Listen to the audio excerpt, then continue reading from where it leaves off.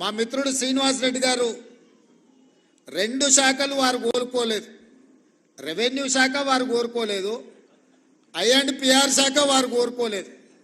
ఈ రెండింటిని నేనే వారిని తీసుకోవాలని చెప్పి ఢిల్లీలో చెప్పి వారికి శాఖలను కేటాయించాను.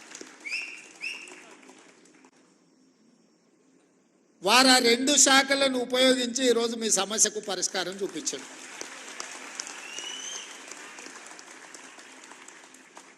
నా దగ్గరికి వంశీ, రవికాంత్ ఇతర మిత్రులు వచ్చి 2-3 సార్లు నన్ను అడిగితే నేను చెప్పిన, పైనుంచి ఆదేశాలు ఉండవు.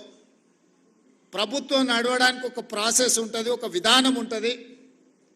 ఆ విధానంలో ఆ సమస్యకు సంబంధించిన ఫైలు ఏ విధంగా ముఖ్యమంత్రి కార్యాలయానికి రావాలనో ఆ విధంగా ఫుల్ షేప్తోని ముఖ్యమంత్రి కార్యాలయానికి ఫైల్ వచ్చిన మరుక్షణం ఇక్కడ మీకు సంబంధించిన సమస్యకు పరిష్కారం దొరుకుతుందని వారికి చెప్పిన, ఆ విధంగా ఫైల్ని బిల్డప్ చేసి ముందుకు తీసుకురండి అని చీఫ్ సెక్రటరీ గారి నుంచి మంత్రి గారి వరకు సూచన చేసిన.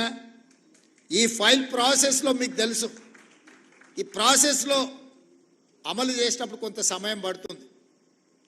ఆ ప్రాసెస్లో జరిగిన డిలేనే కానీ నిర్ణయం తీసుకోవడానికి ఈ ప్రభుత్వానికి శశబిశలు లేవు. స్పష్టంగా ఫైల్ వచ్చిన మరుక్షణం, ఎందుకంటే ప్రాసెస్లో ఏదైనా తప్పిదం జరిగితే మళ్ళీ ఎవరైనా కోర్టుకు వెళ్ళినంటే ఇప్పటికే 73 మంది ఈ నిజాన్ని చూడకముందే వారు కన్ను మూసారు. ఇంకా చాలామందికి ఇలాంటి నష్టం జరగకూడదు, మీ సమస్యకు శాశ్వత పరిష్కారం చూపించాలన్న ఆలోచనతోనే మా ప్రభుత్వం శాశ్వతమైన పరిష్కారాన్ని ఈరోజు మీకు అందరికీ చూపించడం జరిగింది. అదేవిధంగా కొన్ని అంశాలు నేనే ప్రస్తావిస్తాము, ఎందుకంటే మీ ముందు కొన్ని అంశాలను ప్రస్తావిస్తే నచ్చినా నచ్చకపోయినా వాటికి ఏమైనా పరిష్కారం దొరుకుతుందేమో అని నేను అనుకున్నా. కానీ పెద్దలు శ్రీనివాసరెడ్డి గారి అనుభవము మమ్మల్ని ఏమీ చెప్పకుండానే నియంత్రించడానికి వారే చాలా విషయాలు ప్రస్తావించి మీ ముందు పెట్టి, జర్నలిస్ట్ అంటే ఏ విధంగా ఉండాలి, ఏ విధంగా ఉంటే ఆ వృత్తి యొక్క గౌరవం పెరుగుతుందో పెద్దలు శ్రీనివాసరెడ్డి గారు మీకు వివరించడం జరిగింది.